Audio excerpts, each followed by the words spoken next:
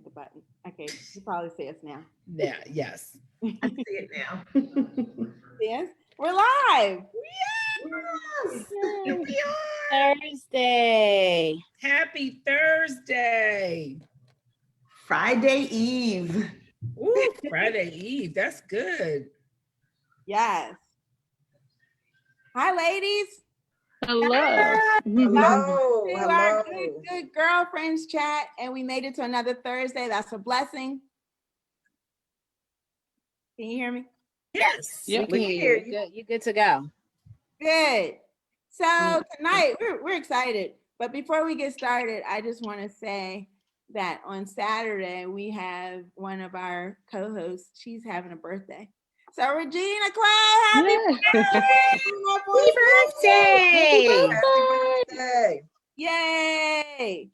I'll Anybody only have be a birthday? 21. Look, 21. Yeah, you have to be legal. don't look a day over 20. You look fabulous. Right. I got to Legal be age. legal. So we're excited tonight. We have a lot of guests, special guests tonight. We're very excited. Thank you, ladies, for joining us. Our topic tonight is the power of forgiveness. So I am really excited to hear where this is going to take us. We never know where this conversation is going, but this one should be very interesting. So I'm going to start. I'm Cara Dunstan, and I'm going to introduce two of our special guests. The first, both of these young ladies, I've known since high school, and we went to Poly. We're very proud of Poly, so we went to Baltimore Polytechnic Institute. Go Poly. So the first one, I'm going to go in alphabetical order. So the first one is Lisa Marner, and Lisa is actually one of my bestest friends. She's basically family. So Lisa and I've known both of them since ninth grade, but Lisa and I literally have traveled through this life together. So she is one of my closest and dearest friends. And Juanita and I have known each other since ninth grade, Juanita Tubman.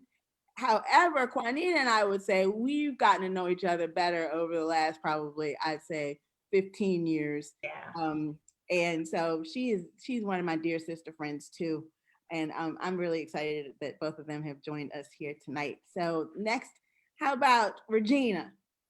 Everyone, it's the birthday girl. So I'm excited to be with you this evening again with the good girlfriends. And I am excited to introduce my BFF. And I always tell people this. I always say, when you say somebody's your BFF, it's always good that they say that they're your BFF too. Right? Because you can't. Right? Because you're like, oh, that's my BFF. And they don't say that they're your BFF. Right. But I am glad to have my BFF. She is from California. She's living in California. She's not from California. She's from Jersey. And we have known each other 20 plus, because see, we're 20, I'm 21, but we've known each other for many years before we had children, before she was married, all of that. And we have gone through so much together, including the power of forgiveness. Absolutely. Awesome. Well, hi, everyone. I'm Jeanette, and my very good friend, sister friend, like I told y'all earlier, my home slice. I'm so happy she could be with us, is Tanya. We went to college together. And like you, Cara, Tanya has been through every phase of my life, including times that I've had to forgive others, not her. I've never had to forgive her. I was just thinking, Because we just kind of keep it, 100, as they say. So when you keep it straight up, there's no, wiggle room. If she's doing something, I'm gonna call her out on it. If I'm doing something, she's gonna call me out on it. But I'm so happy she could join us. So that's my homie, Tanya. Hi, everybody. Awesome. Thank you for having me here. Well, we're excited. Thank you, ladies, for joining us. So we're just going to jump right in. Anyone who wants to jump in and start, can anybody want to jump in? Oh, I'm gonna jump in. Okay. Because I want to just give our disclaimer that we give every week. Oh, that's yeah. right. Yes, you have to. So for anyone that is new to our show, welcome. We are so happy to have you. And we welcome you into our virtual living room for some good girlfriend chat. I like to tell everyone every week that we are not experts. None of us, I don't think, are psychologists, but we're just sitting here kicking it. We're just sharing with each other our experiences, and we hope that someone learns or is blessed from anything that we have to share this evening. So welcome, and I can't wait to jump into our topic. Thank you. Well, this is a tough one. I think this is a tough one. Nobody's jumping in immediately because this is just the hardest thing. I think thinking about forgiveness, we all probably think that we forgive, but it's the hardest thing to do. I mean, it is, for me at least. I'm only speaking for myself, but it's very difficult because there's an emotional attachment to not forgiving someone. And so, when we first talked about the topic, I was like, oh yeah, I've forgiven people, but the process of forgiving people took years, number one, and it wasn't easy. And number two, it was, and I probably haven't forgiven as much as I should of people because it's difficult to go through that process. And so it's painful, or it can be painful, but there is so much power in forgiveness. And so, I don't know. That's where I am with it. I just feel like it's just really difficult to do. And, the pain of it is part of why it's so you have to relive why you were hurt or why you have to forgive someone. And sometimes you don't want to do that. I agree. I agree with Car. And it's funny because when Car told me about the topic this week, and she was like, you want to be a guest? And I was like, are you sure? Like, you want me to be a guest? I said, well, if you all want guests who are like, I think like you said, Car, I'm a work in progress. I'm a work in progress. And this, I think when we think about forgiveness, it's this, first it's like this noun, but then after I started thinking about it, like forgiveness, it's a process and it's actions. It's, it's a verb for me.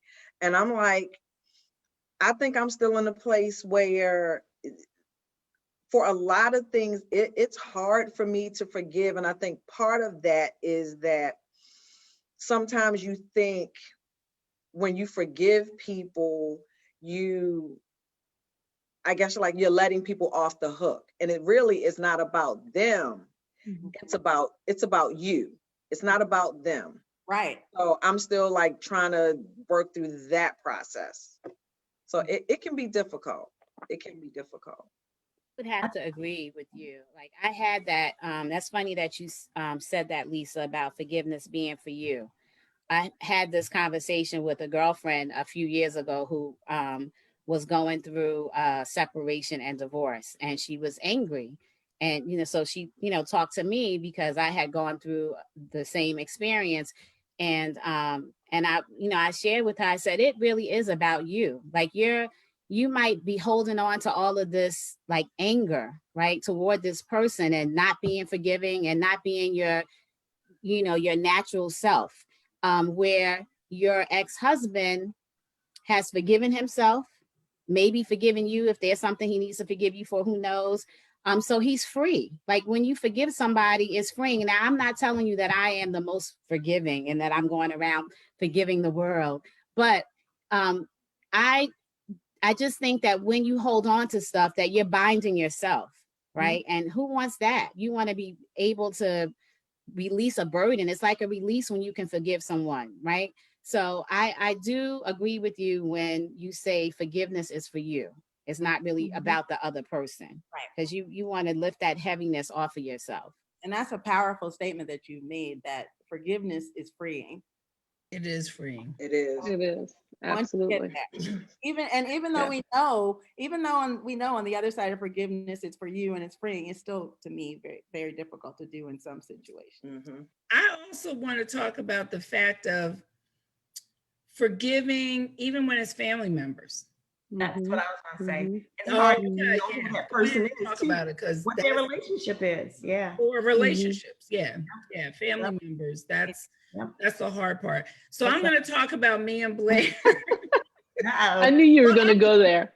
Damn. Well, because Okay. Blair is like family too, like you said, Cara. Absolutely. But Yeah. Blair, go ahead. You tell the story because Okay. I might tell the story wrong, and then you gonna chime in, and then go Well, ahead. I'm sure we have a different view or perspective of the story.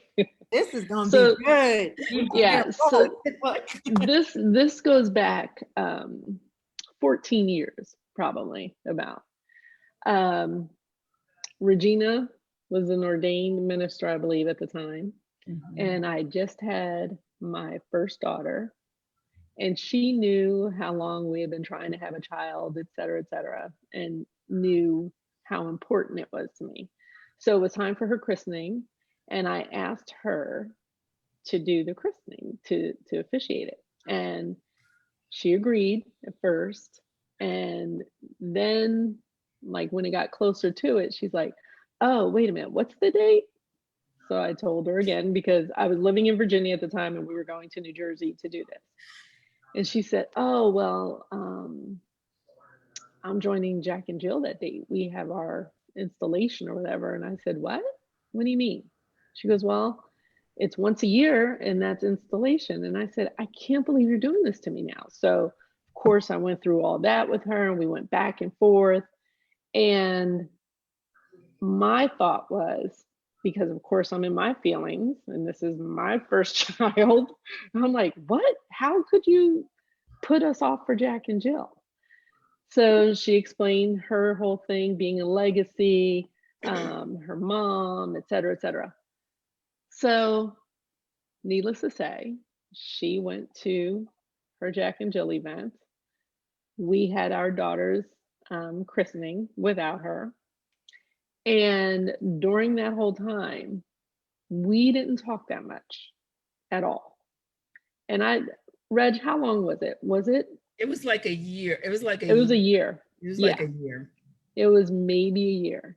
Yeah. Now, I will admit, I am extremely stubborn, extremely. And it's nothing to be proud of. I mean, that's just, I can hold a grudge.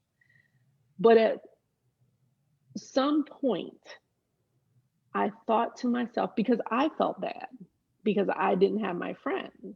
And I got tired of feeling bad within myself. And I had to really kind of step outside of myself and realize that my relationship with her was worth more than the christening, the Jack and Jill, whatever. You know, there's always going to be events in life. There's always going to be a circumstance, whatever. But my love for her outweighed any of that stuff. So I was able to like let it go and truly let it go. Like, you know, not throw it up in her face later, not, you know, none of that. I mean, yes, we joke about it now. We laugh about it because we were like, oh my God, we were both kind of dug in for a year, an entire year. So that's the story as I know it too. Yeah, yeah, we agree. We agree. I mean, we were dug in for a year. Yeah, we were. And I, you know, I couldn't understand why she couldn't understand. Right. And I knew that she was stubborn. And I was like, okay, let me just be in her little place. But she's over it. But I kind of thought, I was like, oh, she's going to get over it soon. And I think that that's why I didn't like make more of an apology, conceit, you know, because I was like, oh, she'll understand and she'll get over it. But I didn't understand the value. I understood the value, but it was just in a different place. Right. But yes, the friendship, the love, the times that we had already had together was much more important than that one little incident.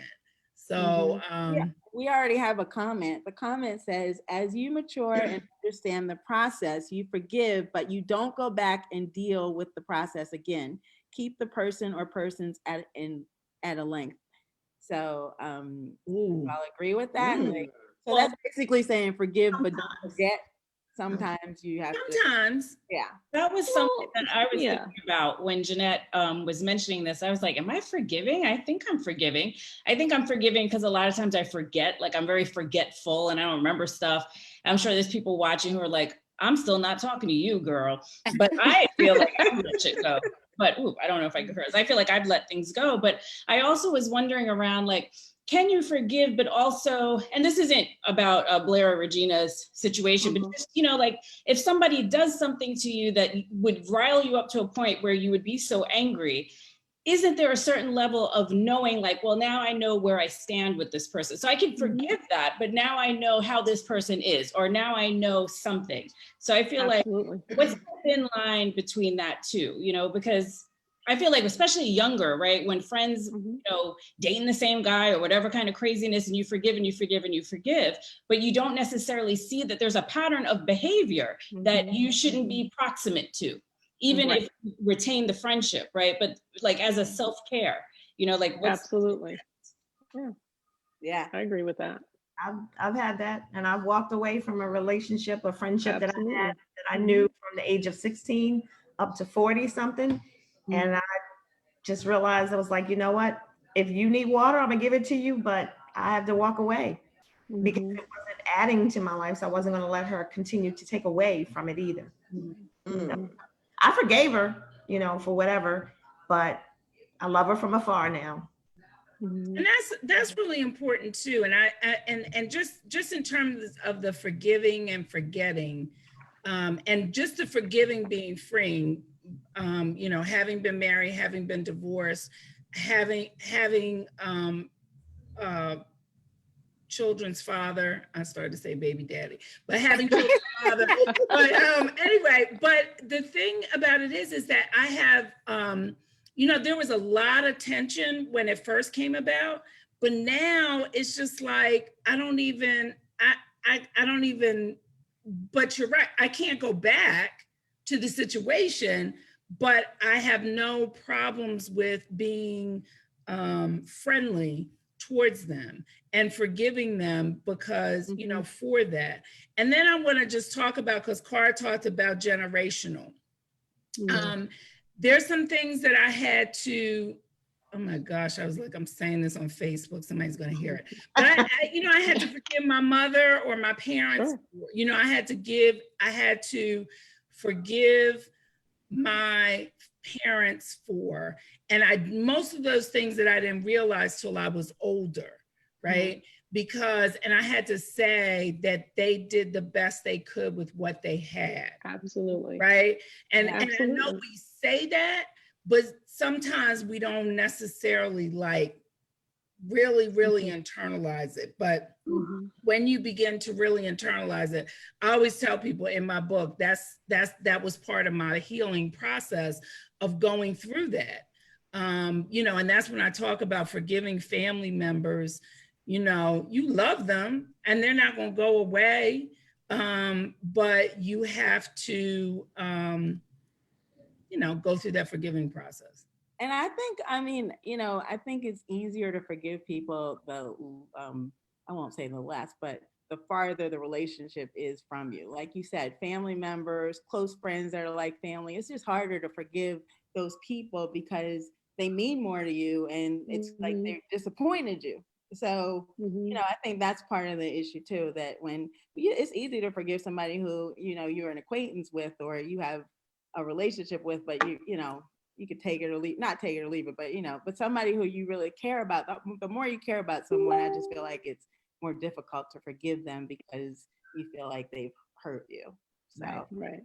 Family is to the point that the comment that you read on Facebook, I think that forgiving, when you forgive someone, it doesn't mean that you have to stay in an unhealthy relationship, right?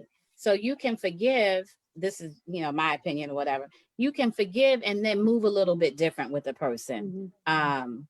Like Juanita said, I'll give you water if you're thirsty. I'm gonna, you know, agape love, I got love for you, but I have to move different to protect myself. You know, I forgive you, but this is not a healthy relationship for me. So it, as part of my self-care, I'm going to forgive you because I need to do that for myself.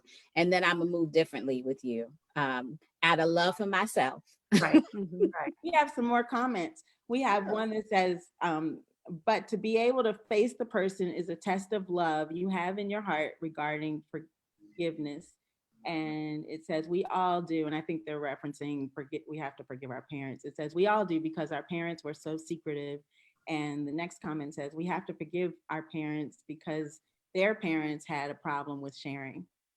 Mhm. That's true. And it passes down. And I'm Yeah, telling it you does. all the time, I have such a stronger bond and relationship with my daughter because of how I was raised. And, I've had to forgive my parents for some stuff. And I sometimes still sit in the kitchen with them and be like, but remember when you did this? Mhm. But you didn't do it with my sister. So, Right.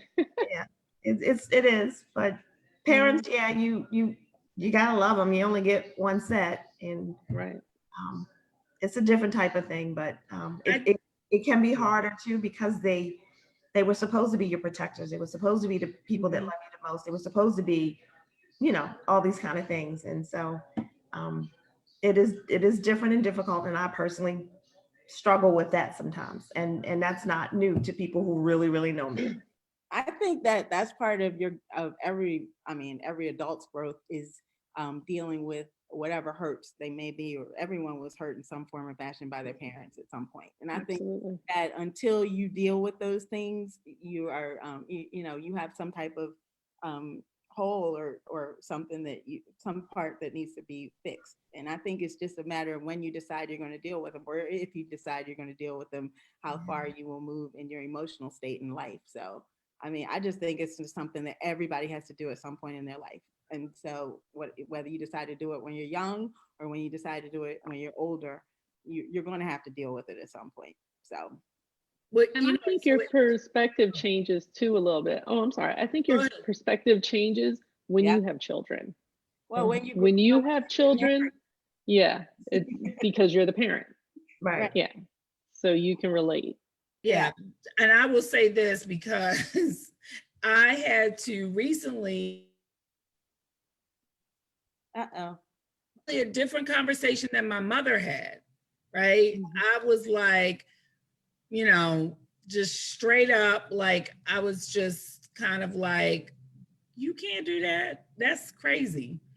So, I just have different conversation with my daughter than my mother probably had with me. Yeah. I think too that each one of us on this call needs to be forgiven for something. So I think that when you want forgiveness, then you have to learn how to give it. Right. So I just, that's kind of how I move a little bit. I know that I have many things to be forgiven for. So if that's your expectation, then you have to give what you're expecting to get in return. That's, Yeah. It goes back to grace, giving some grace. We talk about that a lot.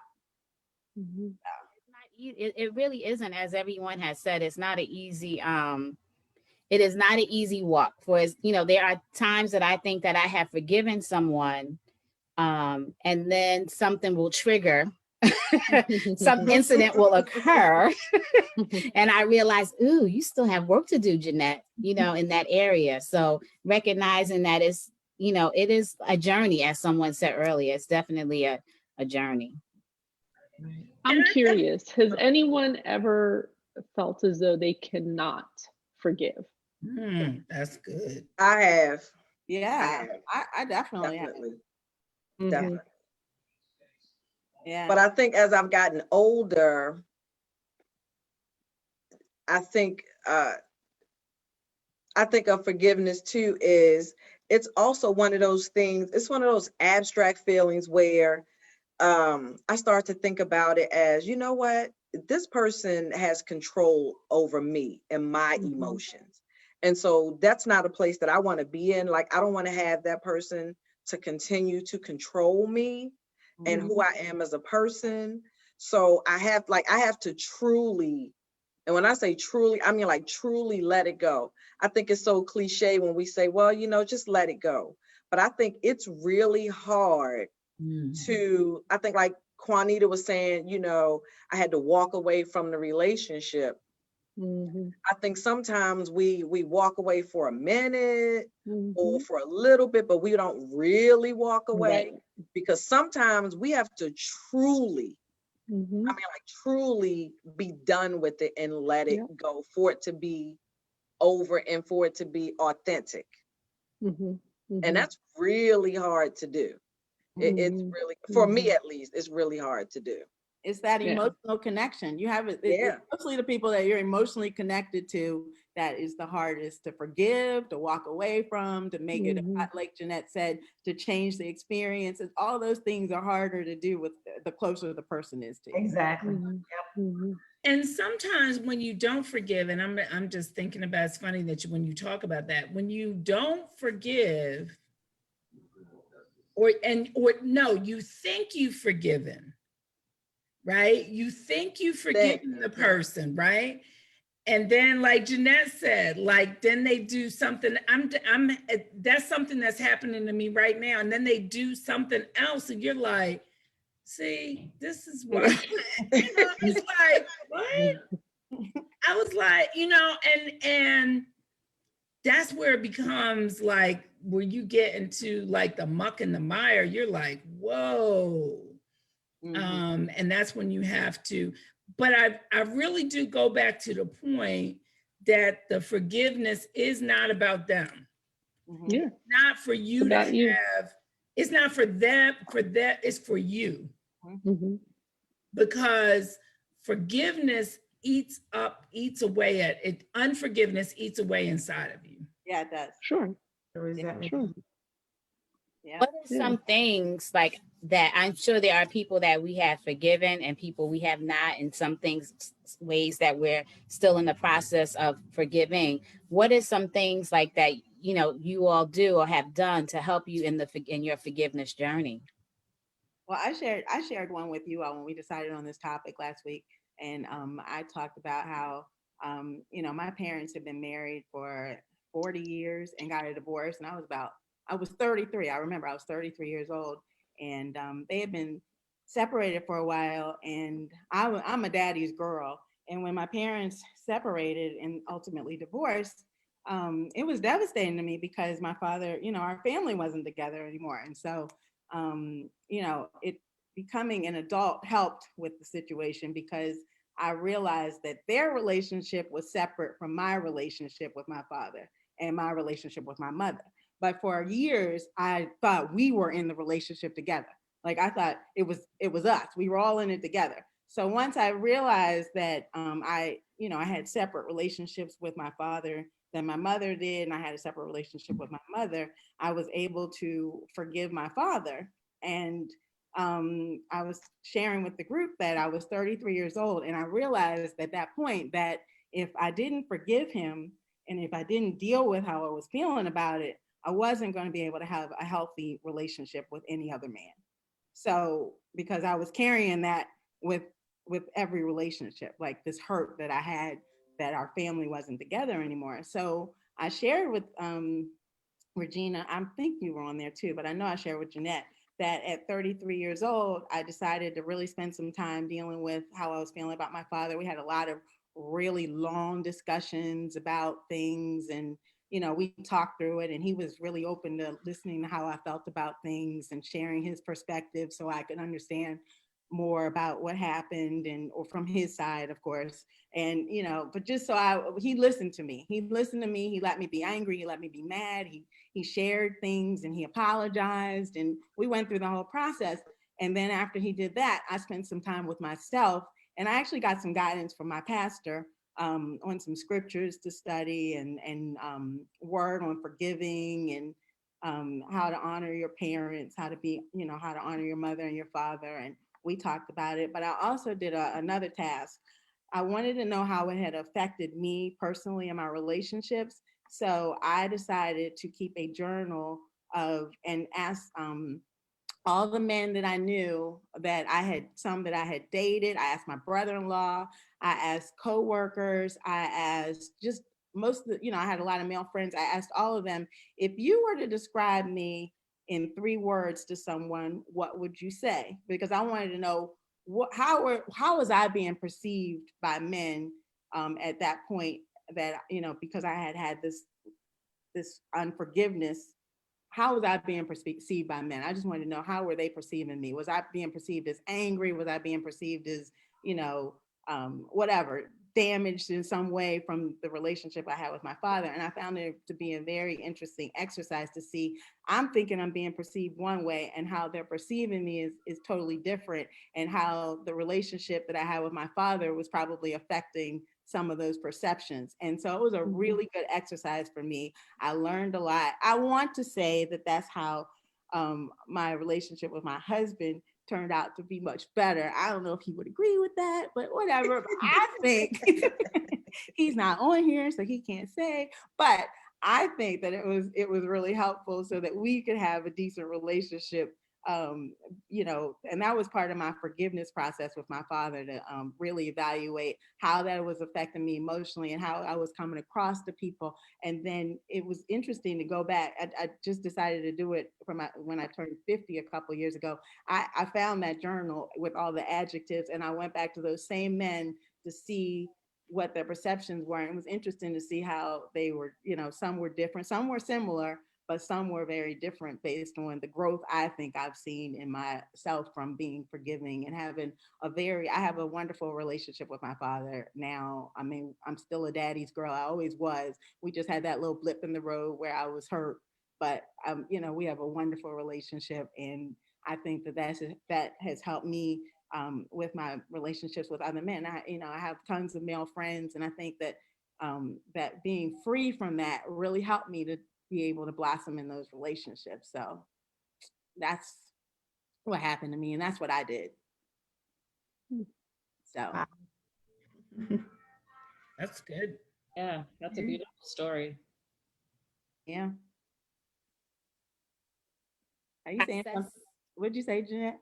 I said, is there anyone else that wants to share their forgiveness process? How do they go about forgiving? Because everyone has a different process. I thought that Car's story was very interesting. Like, the process that and intentional. She was intentional about, making sure that she did the work to forgive. Yeah. But there was also like a reflective, right? Like you thought about, and part of what I was thinking about was, I think that my ability to forgive others is somehow related to my ability to forgive myself. That I'm really hard on myself about whatever things that I've done, or, whatever that is. And I wonder, like, what's that relationship, right? Like, if I can extend that grace to myself, then it makes it easier to extend it to others. Yeah. Right. Yeah. I think that to allow yourself to feel the feelings, right? Allow yourself that if it hurts to cry. Right. And that if it hurt, you know what I mean? Like, because a lot of times, I mean, this is something I've learned recently, like you can put feelings like on a shelf or in a box or in a, you just keep stuffing them instead of feeling them. So, and when I go back to talk about Blair and our situation, like she said, I was sad because we talk like every other day or every 2 or 3 times a week.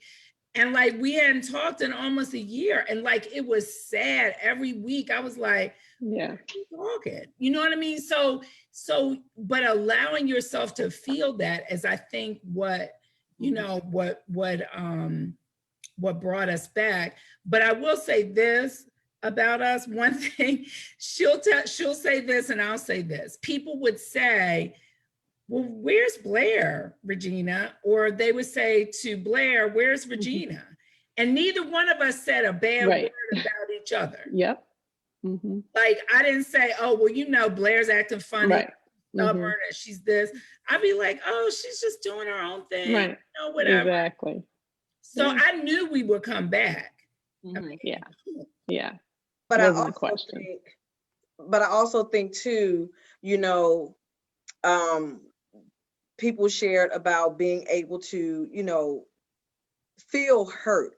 But I also think too that we also have to be in a space where we can acknowledge the situation. And also sometimes, we have to, we have to acknowledge our role and in the situation too. And sometimes we're wrong.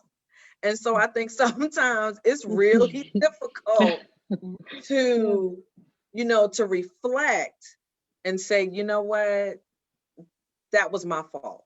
And so, I have to acknowledge that I was wrong, and I have to take the first step in this process. So like Regina and Blair, because you both said, we're both stubborn, we both decided to dig in, and it kind of sounds like, so when Regina, you said, well, I knew we'd find our way back to one another. And it was probably one of those situations where it was like, you know what, this is, it's not even worth it anymore. And I'm not going to admit I'm wrong, but Neither one of us ever did. I will tell you that. Yeah, that's true. That is very true. true. Because I don't think either one of us ever did. Neither Right. one of us.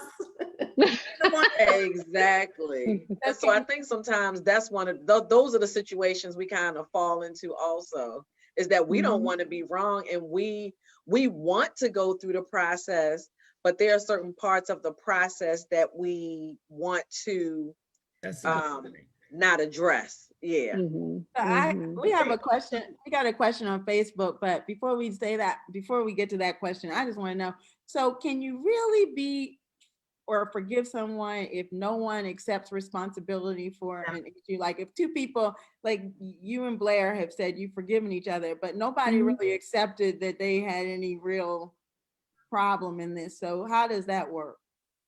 Well, I don't know. I let it go. You just let it go. No, I mean, I will say, so let me go to this, Lisa, because as much as I was stubborn about it, and I don't know if we've ever really talked it out. I do know that the part I played in it. So this is one thing that has always bothered me about, like when people stop speaking to you and you don't know why. Like, I'm always like, but you got to tell me what I did. So I knew that I had made a decision that was not favorable to my friend and her situation. Right. And I made the decision for myself. So I take responsibility for the part I played. After I had made a commitment to her, I did that.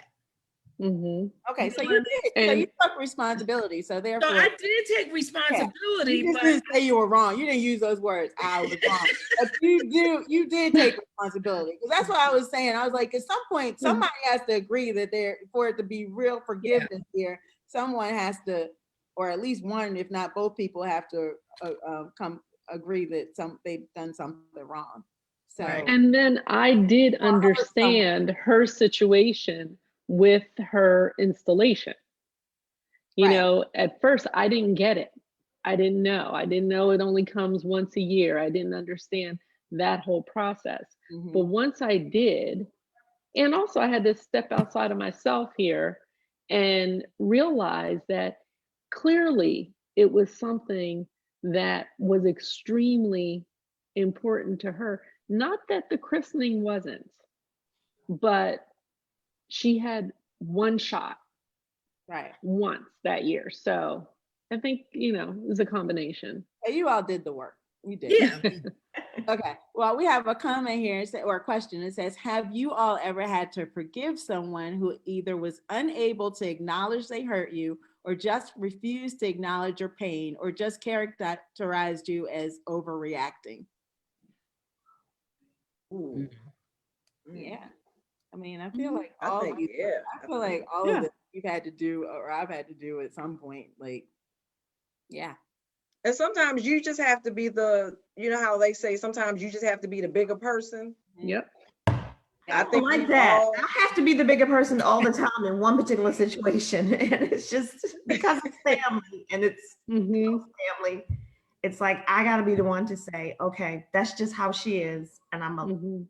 let it be. But it'll hurt my feelings, and I'll be upset, and I'll be the one emotional. She won't have any emotion. Mm. Yeah, that's the sad part. But yeah, Yeah. that's a really close family member.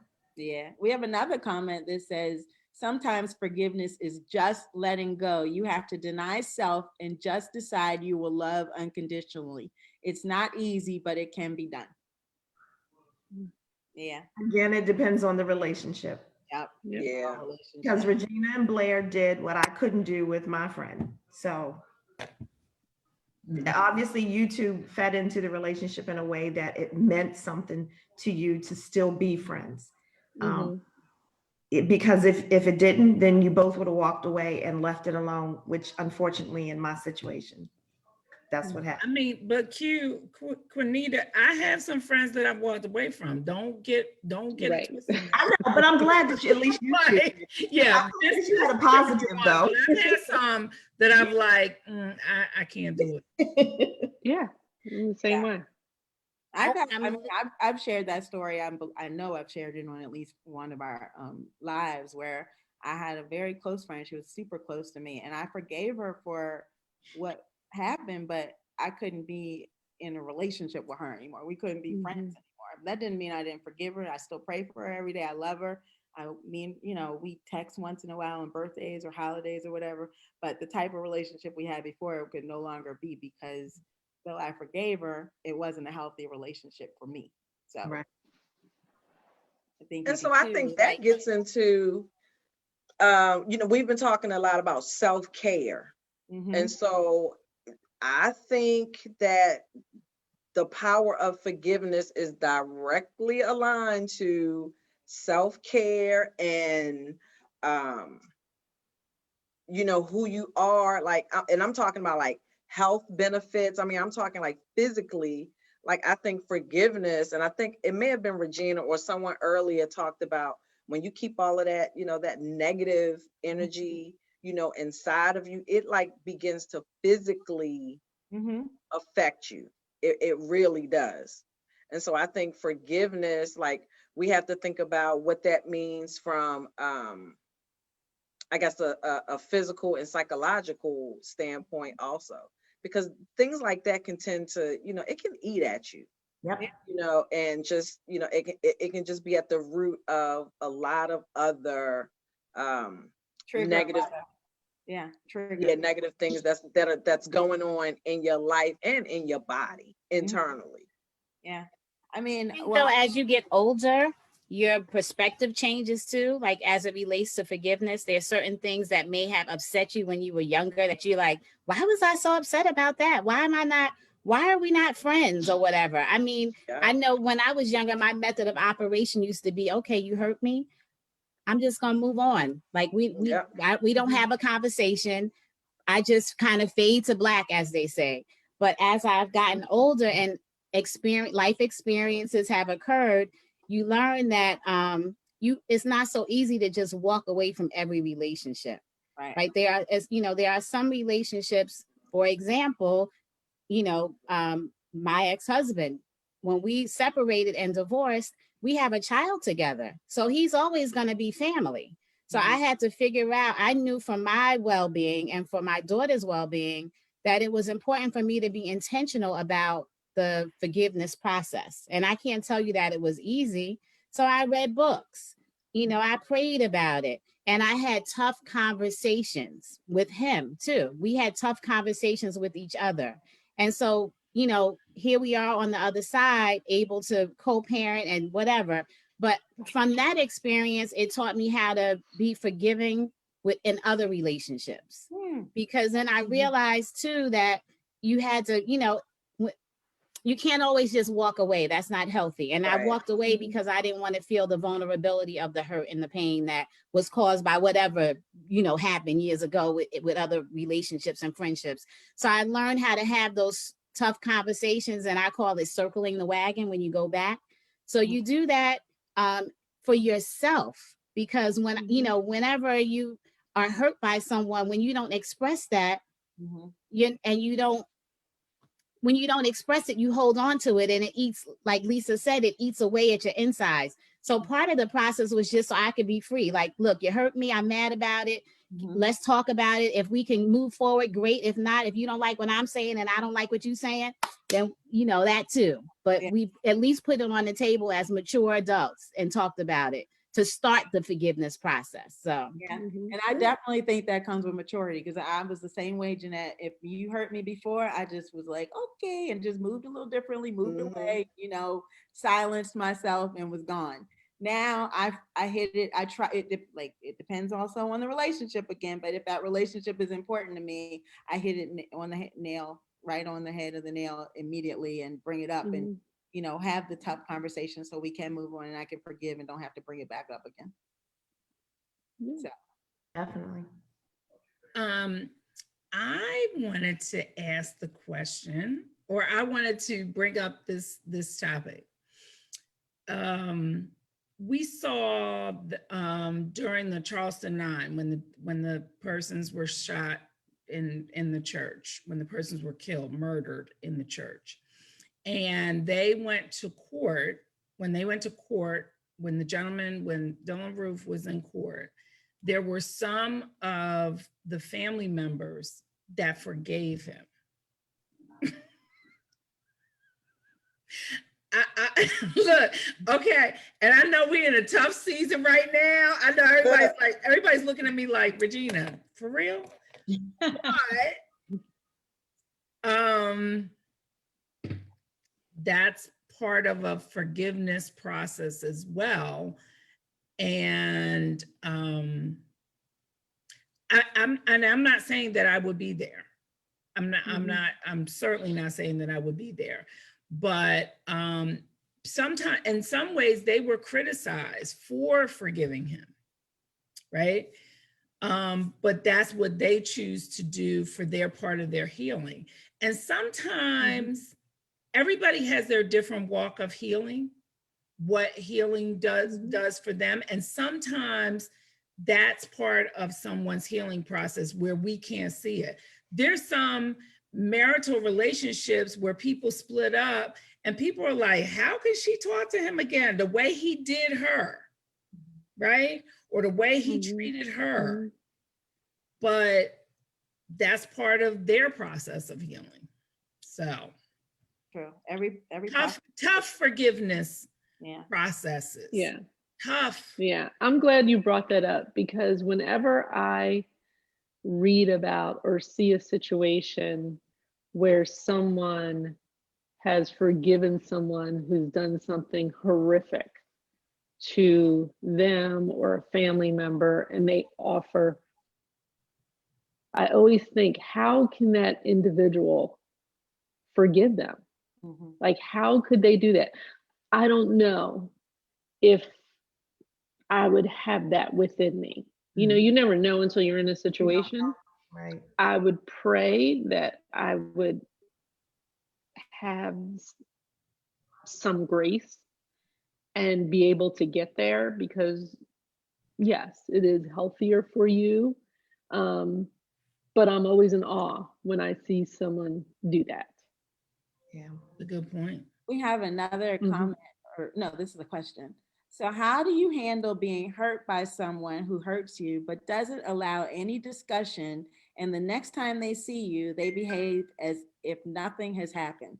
Oh, you got to talk about it. You got to bring it up. Yeah. You gotta say, don't You act got to like bring it up. What'd you say, Tanya? I said you gotta say, don't act like nothing happened. We gotta talk. Exactly. Exactly. tough Exactly. conversation. You have to, I mean, yeah.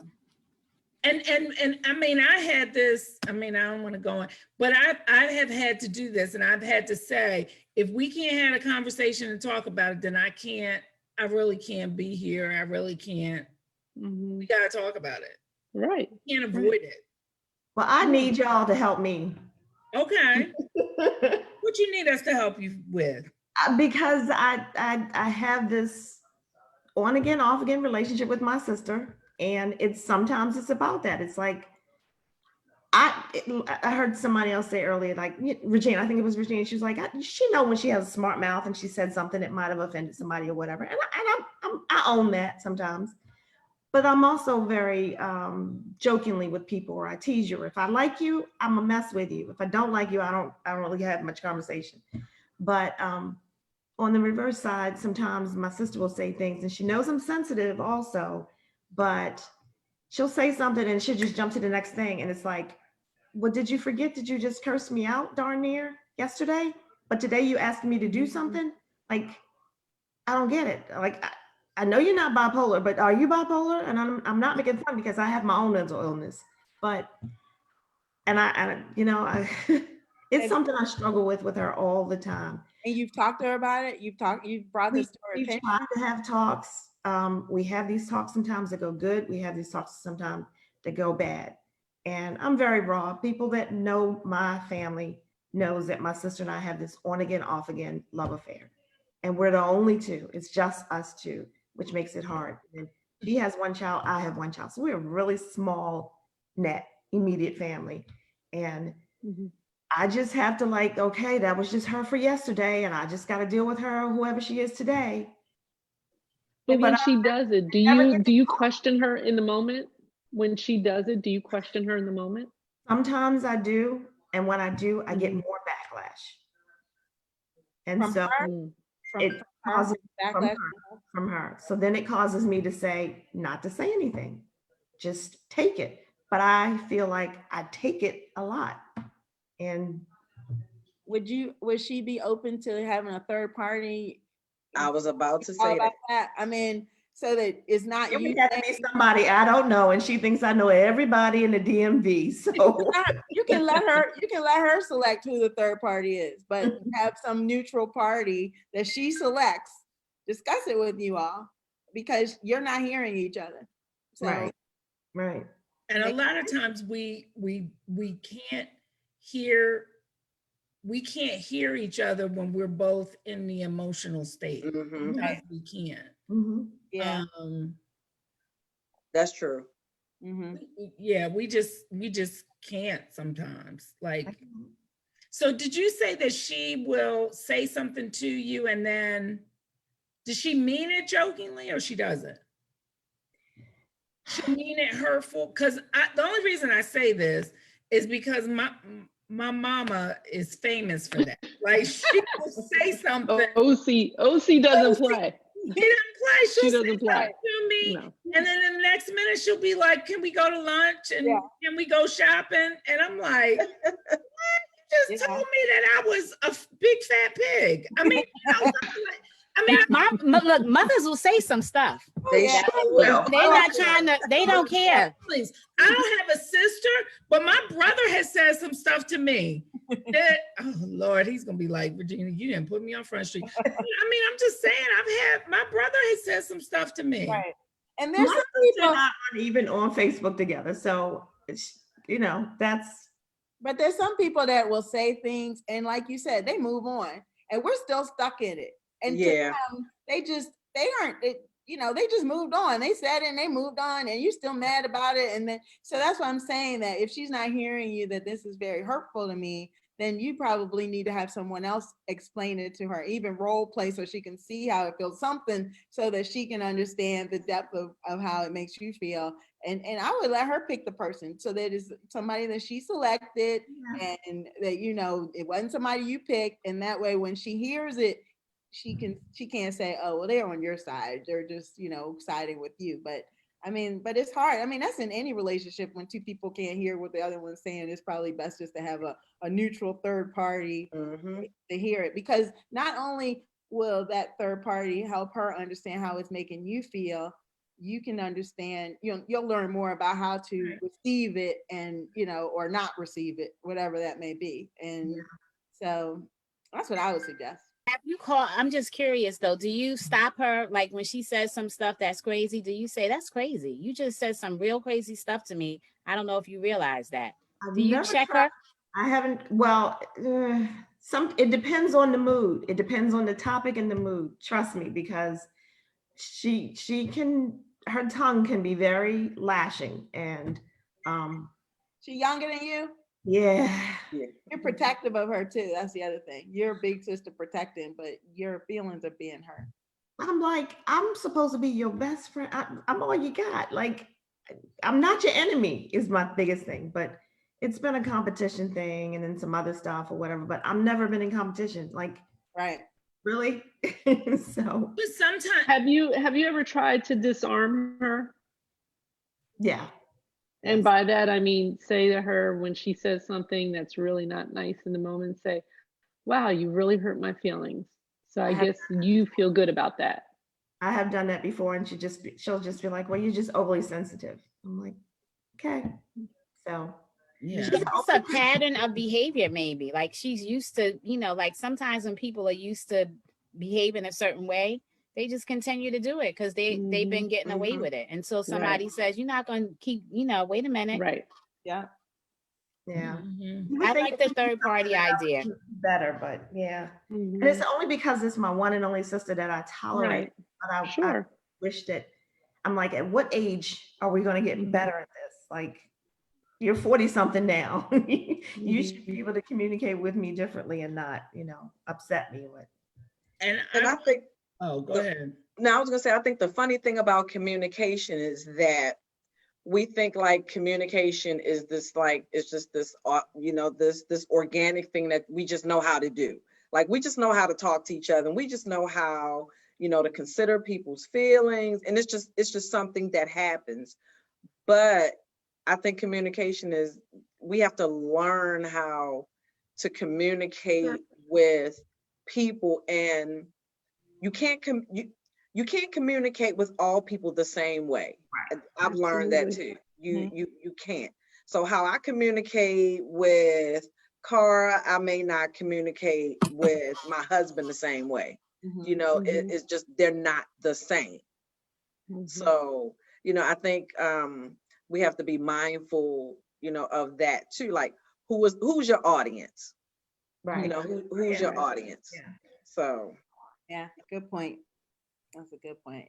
I'll work on it. Maybe I'm a checker though, Jeanette. Good. You should. I mean, now if it goes left, because let me just put this out here. But I'll My, check. my brother and I, I only have one brother. I'm the little sister, and one Christmas we got into it, and we didn't speak for, my God, I want to at least 2 years. I mean, and we would be in the Wow. same space. Like we would go to my mother's house for Labor Day in North Carolina and would not speak. And it was driving my mother crazy because we're a small family as well, very close. And it's a long story, but like folks would say to me, apologize, just be the bigger person, right? And do that. And I'm like, look, I already called. I'm not doing it. I'm not doing it. And we ended up reconciling or whatever, but we went 2 years. It was tough. I mean, because that's my homie too, my brother. And it was tough on his behalf too. He said he would never go that long ever again without, talking to me. But I do believe, as I have gotten to a certain age, that it is important to have tough conversations with the people that you care about. The one, and Cara started this conversation by saying, depending on the relationship, the people that you don't really know that well, right? Those relationships, you can take them or leave them, but you love your sister. So it's important for the health of your relationship with her that when she acts, crazy, that you have to say, you're acting crazy right now. We're not doing that. And also, it's important for the next generation to see you all get along. Like you said, you each have one child, and they need each other. So they're watching what you all are doing, and they're going to model that same behavior with, moving forward. I've seen it in my own family where generations of sisters might have had some contention, and it's just it keeps going generation to generation. And my sister and I stopped that. We each other's best friend. We ain't gonna act like what we've seen. That's it. We're not doing that. So you have to nip that in the bud, and so that the next generation will have a better chance of having a decent relationship. So it's important. They're watching, and Luckily they do because they're only 18 months apart, and they were raised like brother and sister instead of cousins or whatever. And I even raised my nephew for a while, had custody of him and stuff or whatever. And so they'll know something's going on, and they'll call each other like, why your mom mad at my mom? Why your mom mad at my mom? Like, yeah, but Yeah. So you don't want that to move forward. You want to stop that now. So that I do. I'm like, we're way too old. But I'm sorry.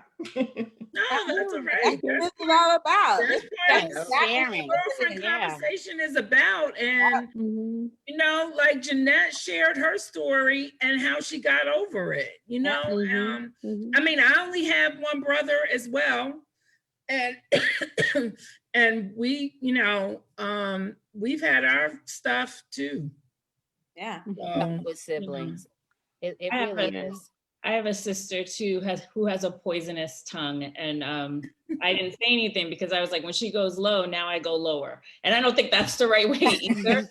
I had held it for a long time, you know, like I let her say, and then I'd feel hurt, but now I'm like, you're not saying that to me, nope, you know. And I've come back at her in a way that I didn't before, you know, like I'm the younger sister, I was trying to keep the peace, and you know, I would be like, she'd say whatever, and then I'd just kind of go away and be like, my feelings are hurt. Now I'm like, my feelings are hurt. You're not gonna say that.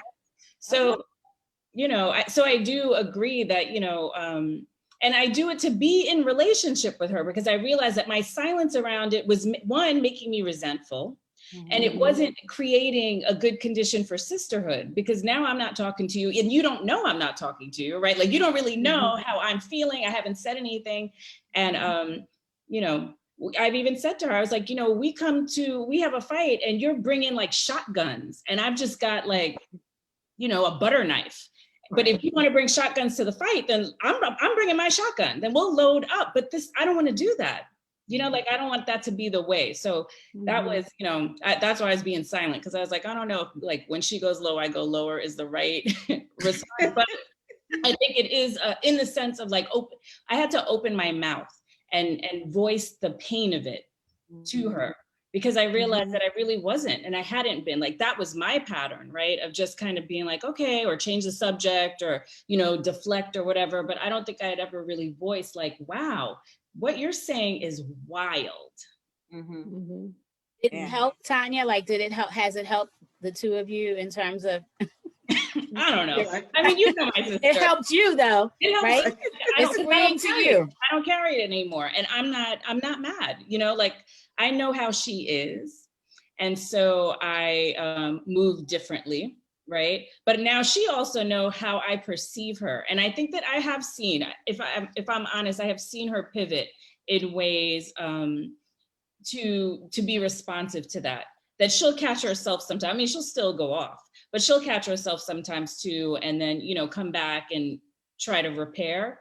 But honestly, I do think it's because I hadn't said, you know, Jeanette knows my sister too. I hadn't said anything for years. She's 4 years older. You know, I looked up to her my whole life, you know, that whole younger sister thing. And so when I started really saying how I felt, everybody in my family was surprised, but now they're not. Now they're like, these two. Thank you. Relationships. you're not by yourself. See that? Oh, Yeah. Not by yourself. And my brother and I, it's not like one person says something and the other person keeps it in. Boy, look, it's like this, because we both are loud, we both got mouths, we both talkative. And then, I mean, literally, like somebody will hang up the phone because I'll be like, I can't hear you anymore, goodbye. And then we, you know, come back together. But yeah, look, nobody holds anything back. And Tanya, I'm like you. He'll go low, then I'll go lower. He'll be like, you don't do this. And I was like, and you never have done this. You know what I mean? Like, all in the spirit of forgiveness. I'm saying that to our audience. But I do think there's something to like. That's right. The topic was forgiveness. That what the topic was. I was like, what? What's the topic? All in the spirit of forgiveness. You can't forgive, and you can't, like, if someone doesn't know the extent of your pain. I agree. And so I think that's part of what it was. Yes, Yeah, I agree. like, she didn't know the extent of my pain, so she just was being herself, right, and doing what she do. And I never really said like, wow, like, I can't take it. That's not how I want to be. If that's how you want to be, I mean, we could be that way, but let's not be that way. Yeah. That's important. Yeah. Tough conversation, circling the wagon. Yeah. And that doesn't mean the conversation is going to be, it might be polite. It might not be so polite to get to where you want to be in your relationship. So, but I say have it. See what And happens. sometimes after. people aren't ready to receive what you have to say. That's true. That's when it gets ugly. Yep. That's true. That's when it gets ugly. That is so true. And what do you do? Has anybody had that experience? Like when you go to the person, and I think someone asked, one of the from Facebook asked this question, when you go to the person, you circle the wagon and have this tough conversation or hard conversation, and they're not in a place to receive it, or they're in a place of denial. Like, oh, I would never, that kind of thing. I think for me, that's when I don't know how, the forgiveness journey is stalled at that point. I'm not saying that we've reached a bump in the road, because, we got to be honest with each other, right? So if you can't acknowledge, I don't know, that's tough. Yeah, I had a situation like that, and this was a few years ago. My parents were divorced. They were divorced when I was a little kid, etc. And, I had a decent relationship with my dad. I lived with my mom. But, I certainly remember times when my father was supposed to come and pick us up on the weekend. He didn't show up. He, didn't have us for this time, that time, always putting us off. So, of course, over the years, all of that kind of festers a little bit. And it wasn't until I was much older that I really realized the impact of all of that. And especially it impacted my relationship with him and how I viewed him. Now, on the surface, we seemed fine, but I knew what I was holding inside. So he came out to visit. I was pregnant with my second child. And one day I just said to him, I just asked him, I said, how come we didn't matter to you? And he was like, what? I said, why didn't we matter when we were kids? And he's like, of course you mattered. I said, no, we weren't a priority, because there were several times I remember, I said, don't try to say mom is telling me this. I remember when you were supposed to be somewhere, you were supposed to hang out with us, you were supposed to take us somewhere, and you didn't. And he tried to backpedal a little bit, and it would have been easy to kind of let him off the hook, but I was like, nope. I said, no, I remember. I said, we didn't. I said, do you realize the message you were sending to your children? And he sat there and he kind of just, he was just looking. He's like, no, I really didn't think about that. I said, no, you were thinking about yourself and what you wanted to do. I said, but that impacted me. I said, I can't speak for my brother. I'm sure it did. I said, but that told me that I didn't matter and I wasn't enough. And he had to really think about that. Like, I could tell, I said my piece. And then the next day he came back and he said, I was thinking about everything you said, and I'm really sorry that you felt like that. I said, yeah, that was the impact that your decisions had on me. And it was hard for me to say it to him, because that's my dad. And I remember I think I said it to my husband. I like a couple of days before, I said, I just have to talk to him. I need to ask him. And he's like, you gonna bring that up? Like, why are you bring that? Like, the man, he's old. Like, look, come on now. And I said, no, that's precisely why. Because I need to clear that and cleanse myself of those feelings. Mhm. So that was it was hard, but in my own way, I had to let him know that I needed to hear him ask for forgiveness. Right. That's a really good story, Wow. Blair. I Yeah. mean, Mhm. I've known Blair for a Mhm. very long time. I And know my dad. her dad Yep. and her mom, like, Mhm. and I would never think like she and her dad, Car, that's just like you and your dad. I would think the same way about you all. Like like I would be like, oh, I know she don't have no unforgiveness with her dad or any issues with her dad because she's a daddy's girl. Mhm. I'm a daddy's girl too. Mhm. But there are some things, and it is important to get that out and to get that resolved. And Blair, you Mhm. were able to do that before your father passed away. Yep. And some people don't Mhm. have that opportunity to Exactly. get that Closure. Mhm. closure. Closure. That's what it is. It's Mhm. circling Mhm. the wagon and getting the closure. You circle it enough to get Right. the closure. That's Mhm. basically what it is. So, yeah. Yeah. And then forgiving him for whatever, just Yeah. like you said, you're like, you thought more of yourself. Mm-hmm. Right. And I'm gonna let you go with that, but I'm just Right. that's how you felt. I mean, that's what Exactly. I mean, Blair's like she gonna dig in. Like when she was saying the story, I was like, oh, did she really do that to Daddy? Did she Right. really do that to Daddy? I had to. Yeah. Mhm. So yeah. Mhm. But that was for you. So you were Yeah. able to forgive. And so, Absolutely. And that's your freeing Absolutely. moment. It frees you up. Mhm. It frees you up Mhm. from childhood. I mean, that frees Yeah. you completely up. I mean, that's how that works. When you've Mhm. gotten that answer, then when you've gotten the apology, you can Right. move on. Yeah.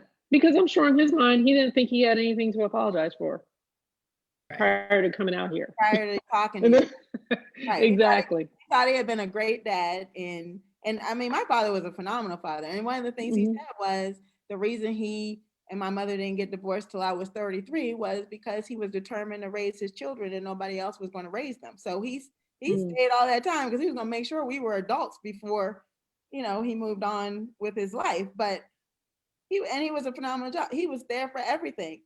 But I was still hurt and I needed to hear him apologize for that hurt for me to be able to move on. So, thankfully for me too, my father is still living and I was able to Mhm. have that closure and move on from whatever, my feelings were in the past. But I mean, I know a lot of women who haven't dealt with that yet. And I see it in the fact that Mhm. they're always like, well, these men aren't worth anything or this or that. But it's a lot of what you're dealing with from your father that you haven't resolved, that you can't see the Mhm. good in men, because Mhm. somebody hurt you in the past and it wasn't a guy that you dated, it was your dad, and you just didn't Mhm. resolve that issue. And so that Mhm. freeing up from that, that daddy issue will allow you to move on to a more decent relationship. I mean, every relationship has challenges, but you can at least see the good Sure. in the relationship if you've Yeah. already dealt with what you were feeling about your father. I have a Mhm. question, or I have a thought or a question. So what if Blair and Cara and anybody else, so you may have brought this to someone's attention. Mhm. Suppose they didn't say that they were sorry, or they didn't own that they played a part in that. How would that have affected you differently? Oh, I know I would have had an issue with that because I needed him to say he was sorry. Like I needed that for me to be able to move on. So if he hadn't, that would have I would have had to go speak to a therapist at that point probably to talk about what how can I get past and forgive. I was able to forgive because we had the honest conversations. I was able to see from his side, his perspective, and becoming an adult, understand it better. But if he hadn't apologized and really told me that, he was really sorry for breaking our family up, then, if he hadn't done that, I would have been probably stuck until I got some professional help, to be honest with you. Mm.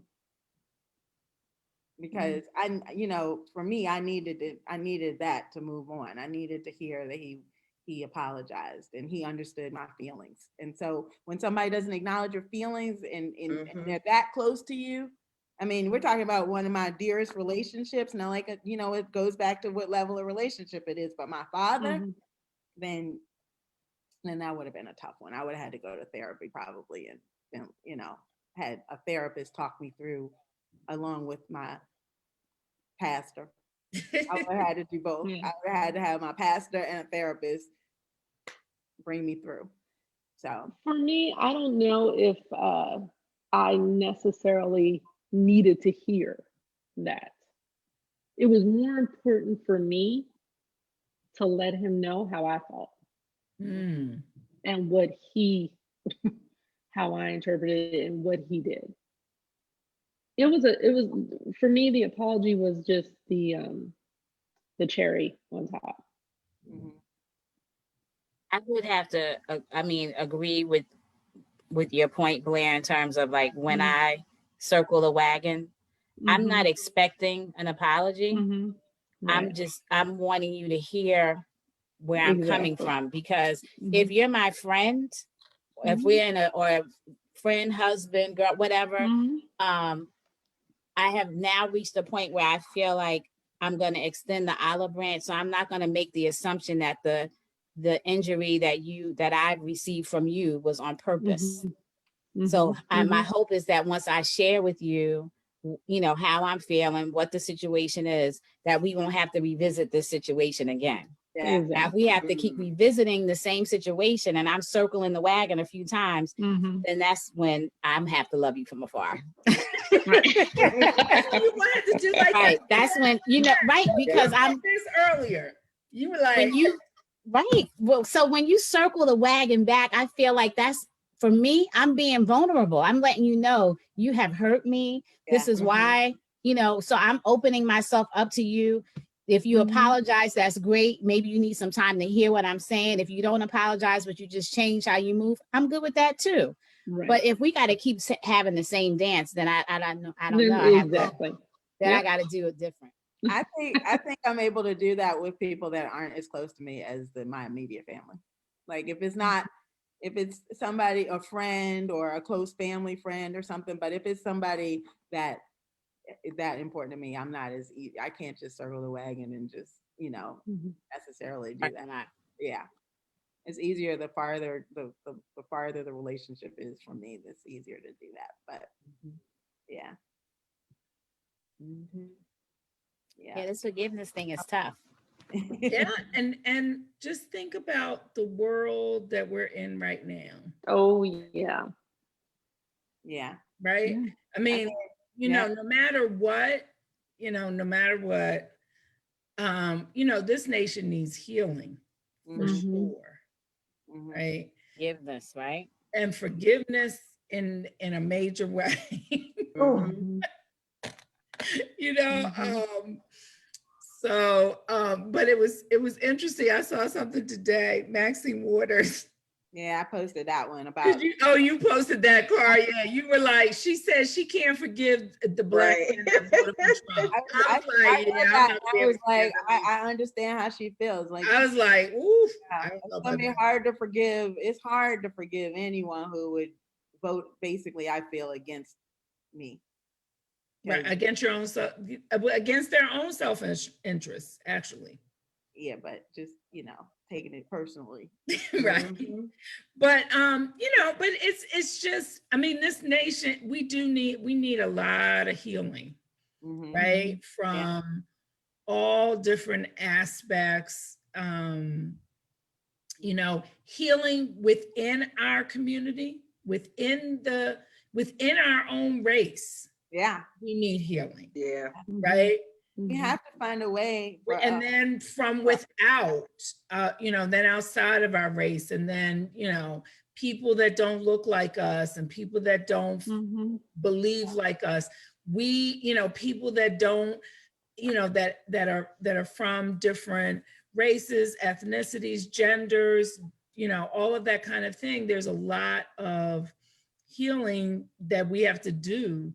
And some of that healing takes forgiveness. I noticed that one of my friends one of my white female friends today posted 55%. Why are we here again? And I told her, I said, thank you for acknowledging it. And she said, I'm sorry that I have to do that. I said, don't be sorry. I said, I appreciate the fact that you acknowledge that 52% of white women voted for Trump last time in 2016 and 55% voted this time. Yeah. So it got greater. Yeah. So I'm having a hard time forgiving that. I'm having a hard time. And I'm going to tell you this. Don't invite me to your pink hat march. Don't invite me to please don't invite me to any of that. Nope. Right? Because I can't, I just can't. I'm having a harder time understanding how any Black male or female could vote for him and how those numbers went up, both groups. I mean, I'm having a hard time with that. That's what I'm saying. This is going to take a lot of forgiveness. Forgiveness. And we had Check that out. A lot of forgiveness. And we had a comment that said, love takes a lot of forgiveness. And I have lived to the point where I want to be loving. And so I'm going to have to learn to forgive these Trump voters. But right now, this week, Today, Yeah. we still haven't seen the results. We haven't gotten a final count yet. We haven't gotten to 270 as far as I know since we've been on this call. Right. Now I'm having a hard time understanding how anyone could vote for. And we had someone on here who I know, someone who's watching us who I know voted for Trump and doesn't agree with what I'm saying, and it's a male. But you know, I just feel like that's self-hate. I mean, if you're a black male, and you voted for Trump, you obviously hate or have some issues with a lot of things because he's racist, sexist. He's all the Absolutely. it'd be interesting to hear, to talk to someone who did vote for Trump, a Black male or female, just to hear their perspective, because I don't understand it. I mean, but everybody has a perspective. I would be interested to hear why. Okay, Jeanette, we're going to do that show. We might have to do it in 2021 because I'm not going to be ready. Yeah, we can't. We have to get to the point where we're forgiving, and then we can have that. Right, because if you said we're doing that show next week, I'd be like, no. Feelings would be emotions and stuff, but too raw. But we should try to. Yeah, I would understand because I would like to understand too at some point. Not because one of the ways that you go through forgiveness is understanding somebody's perspective. Exactly. I agree with that. How somebody feels and what their perspective is on it. I agree. So right now I'm not there, but that would be a very interesting conversation to have, though. We should do that. We're gonna put that on our list. I think we should. I think that's. I do have one question before we go. So what role for you does spirituality play a role in your forgiveness process? Like, I know for me, I had to pray for peace and pray that I would have the heart and mind to forgive in various situations. And not saying you have to pray to any particular whoever your God is or whatever that is for you, but that's part of my process. I'm just wondering if it's part of everyone else's. Absolutely. It was definitely. Yeah, it's part of mine. I believed in that, combining that with, other types of work, but definitely praying and scriptures and books, spiritual books, daily affirmations. I mean, all of that played a part of, me learning to forgive. I feel like it's such a hard thing to do. I don't want to say hard, but it is emotionally taxing, right? That you can't rely on your human self, yet the strength alone. Like you need to dig, like you need to commune with a higher source to be able to really truly forgive someone, right? Yeah, because it's heart changing. You have to have your heart change, and that for me, I believe that comes from God. I mean, He has to be the one to change your heart. I don't know if I can necessarily do it as a person all the time. I need Him to help me with that. So, I agree. Journaling is good too. Journaling. Oh yeah. Writing definitely. out Mhm. Journaling. exactly Yep. how you feel. How you feeling? Yep. Mm. Totally agree with that. Mhm. So yeah, so we're at 9:25 and that was phenomenal. Oh my gosh. Amazing. And now we are going to move on to presenting our business that we're highlighting tonight. And we have Juanita Tubman. She's going to share with us her business. So we're turning it over to Juanita. So I am Juanita Tubman, trade name as Quick Legal Services, and it's spelled Q-U-I-K-K because my maiden name initials was QKK.